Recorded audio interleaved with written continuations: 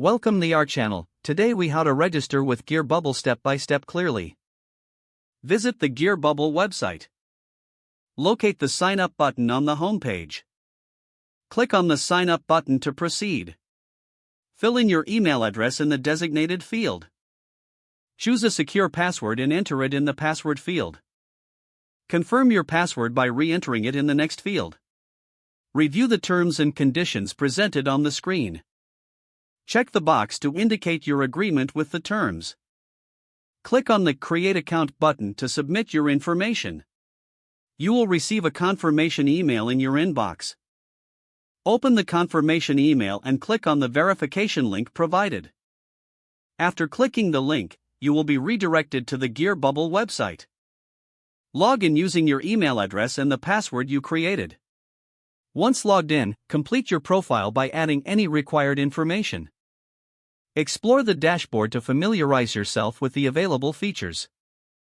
Set up your payment information to start selling. Now you are ready to begin using GearBubble for your business.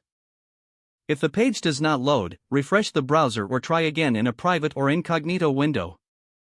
Make sure you are using the correct email address, then retype it carefully to avoid small typos. If your password is not accepted, use the reset option and create a new strong password you can remember. Check your spam folder for verification or security emails, then complete any requested confirmation steps. Enable two-factor authentication if available to improve account security and reduce unauthorized access risk. After signing in, review your profile details so your contact information and settings are accurate and current. If you see an error message, note it down and try again after restarting your device and internet connection.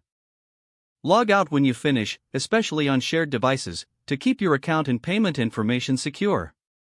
If the page does not load, refresh the browser or try again in a private or incognito window. Make sure you are using the correct email address, then retype it carefully to avoid small typos. If your password is not accepted, use the reset option and create a new strong password you can remember. Don't forget to like this video and subscribe to our channel for more step-by-step tech guides.